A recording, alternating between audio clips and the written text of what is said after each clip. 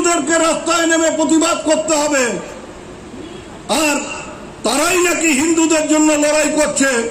মমতা বন্দ্যোপাধ্যায় হচ্ছে মুসলমানদের মুখ্যমন্ত্রী। তাহলে আমি তাকে জিজ্ঞাসা করব, আমি জিজ্ঞাসা করেছি বিধানসভার ভেতরে, যে আপনি তাহলে কতদিনের হিন্দু? আপনি তো 5 বছর আগে মমতা বন্দ্যোপাধ্যায়ের হাত ধরে তার মন্ত্রিসভার সদস্য ছিলেন। আপনি তো 5 বছর আগে মমতা বন্দ্যোপাধ্যায় যে রাজনৈতিক দল করে আপনিও সেই রাজনৈতিক দলেই ছিলেন।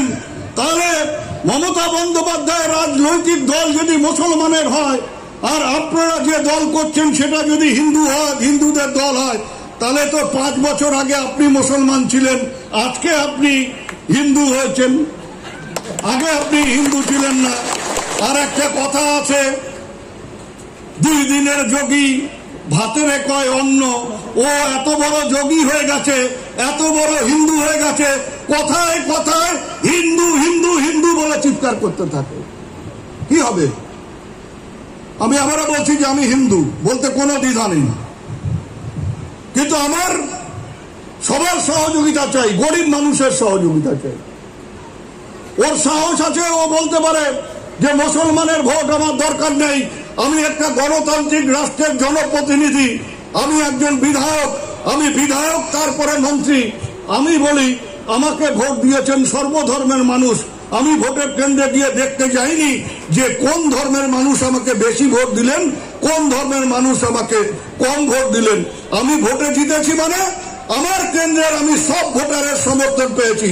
যেমন কুমারগঞ্জের সোহরাব আলী মন্ডল, তিনি বিধায়ক, তিনি এই এলাকার হিন্দু মুসলমান সবার ভোটে জয়ী হয়ে সবার বিধায়ক, কোন বিশেষ ধর্মের মানুষের বিধায়ক তিনি হতে পারেন। এই যে রাস্তাগুলো হবে, এই রাস্তা দিয়ে তাহলে কি শুধু মুসলিমরা হাঁটবেন, হিন্দুরা হাঁটবেন না? বা কোন রাস্তায় যেখানে হিন্দুর সংখ্যা বেশি সেখানে শুধু হিন্দুরা হাঁটবে, মুসলিমরা হাঁটবে না? আমরা বলি রাস্তা হবে কোন ধর্মের মানুষের জন্য না, রাস্তা হবে এই দেওয়ার এলাকার গরিব মানুষের জন্য, খেটে খাওয়া মানুষের জন্য, কৃষকের জন্য। তিনি হিন্দু হন মুসলমান হোক, সবাই এই রাস্তা দিয়ে হাঁটবেন, কারো কোনো সমস্যা নেই। বালি ফেলবেন, কত পিচ লাগাবেন আমাকে দেখতে হবে, আমার সাথে আলোচনা করতে হবে।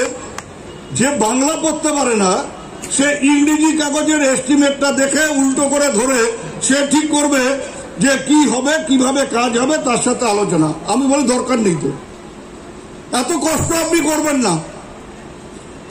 এই কারণে যে আমাদের প্রত্যেকটা স্কিম যে এজেন্সি করবে তার সাথে আমাদের দপ্তরের কম করে 5 বছরের কন্ডিশন আছে, 5 বছরের চুক্তি আছে।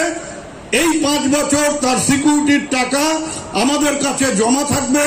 যদি রাস্তার বা অন্য কোনো কাজের বিন্দু মাত্র ক্ষতি হয় সেই ঠিকাদারকেই সেটাকে ঠিক করে দিতে হবে, নাহলে সে টাকা সে ফেরত পাবে না।